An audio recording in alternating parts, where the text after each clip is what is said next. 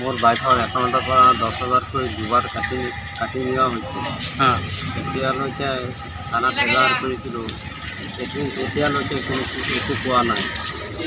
মানে বেংকত গৈছিলেনে? বেংকত গৈছিলোঁ, মেনেজাৰে কৈ আছে এইটো এজাহাৰ কৰিবলৈ, পিছত এজাহাৰ কৰি দিয়ে আহিছোঁ বেংকত। এতিয়ালৈকে বেংকৰ মেনেজাৰক পোৱা নাই যে কি হয়, কৰিব নকৰিব। মানে কেতিয়া ঘটনাটো সংঘটিত হৈছিলে? 28 তাৰিখে যোৱা মাহত। তাৰপিছত আপুনি এজাহাৰ দাখিল কৰিছে? দাখিল কৰিছোঁ। কি বুলি আহিছে? বেংকৰ পৰা ষ্টেটমেণ্ট উঠাইছিলে? বেংকৰ পৰা ষ্টেটমেণ্ট উঠাইছিলোঁ, উঠাই পেলাই দেখুৱাই আছে এটা ATM-ৰ পৰা উঠাইছে। ATM-ৰ পৰা উঠাই পেলাই পিছত আৰু এটা ফোন আহিছিলে, ফোন আহি পেলাই পিছত কৈছে যে ক'ত ট্ৰান্সফাৰ কৰা হৈছে, কি হৈছে, পুৰা ডিটেইলছ জানিব লাগে। পিছত মই দিয়া নাই, পিছত সি গালি-গালাজ কৰিছে। আপোনাক গালি-গালাজ কৰিছে? সেইটো নম্বৰ আপুনি চিনি পায় নেকি? নম্বৰ আছে ন? নাম্বাৰটো এজাহাৰ দিছে নেকি? এজাহাৰত দিছোঁ, এজাহাৰত দিছোঁ। এতিয়া যিহেতু আপোনাৰ ATM নাই, আপোনাৰ ATM আছে নেকি? ATM এতিয়াও অহা নাই। আপুনি ATM-ৰ সুবিধা লোৱাই নাই এতিয়ালৈকে? নাই। তাৰপিছতো ATM-ৰ পৰা কাটা দেখাই আছে। তাৰমানে চাইবাৰ ক্ৰাইমৰ ঘটনা সংঘটিত হৈছে। আৰু দুজনী ভাইদেৰো তেনেকুৱা ঘটনা সংঘটিত হৈছে। কি ক'ব এই সম্পৰ্কে? যিহেতু চৰকাৰক কি আহ্বান জনাব? চৰকাৰক এইটোৱে আহ্বান জনাওঁ যাতে এইটো ধৰিব লাগে সোনকালে, চক্ৰটো উৎখাত কৰিব লাগে আৰু যাতে বেলেগৰ নহয় ন। যোৱা মাহৰ 27 তাৰিখে মোৰ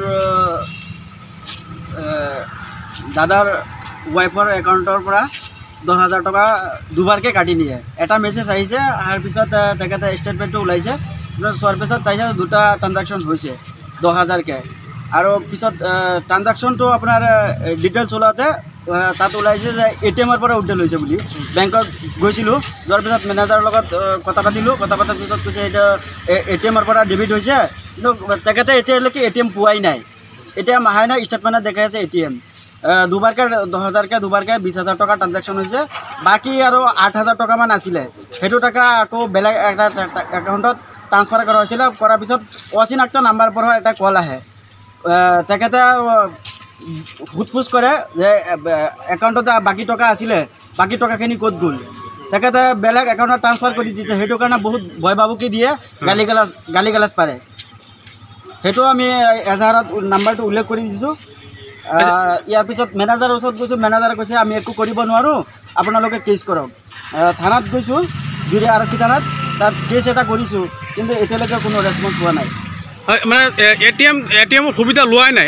এপ্লাই কৰা নাছিলে? নাই। এপ্লাই কৰা নাই? নাই। এপ্লাই যদি ATM নাই, ATM-ৰ পৰা কাটা দেখাইছে, তাৰমানে এইটো চাইবাৰ ক্ৰাইমৰ ঘটনা হৈছে নেকি? চাইবাৰ ক্ৰাইমৰ ঘটনা হৈছে, নিশ্চিতভাৱে চাইবাৰ ক্ৰাইমৰ ঘটনা হ'ব। কিয়নো ট্ৰানজেকশ্যনটো হোৱাৰ পিছত আনন'ন নাম্বাৰৰ পৰা এটা কল আহে, সেইটো এটা ফটো আহিছে, ফটোটো আমি স্ক্ৰীনশ্বট মাৰি ৰাখিছোঁ। এতিয়া কি ক'ব? চৰকাৰক কি আহ্বান জনাব যিহেতু এনেকুৱা ঘটনা আৰু হৈ আছে? এইটো চক্ৰ উৎখাত কৰিব লাগে চৰকাৰে। দুখীয়া মানুহক সহায় কৰিব লাগে।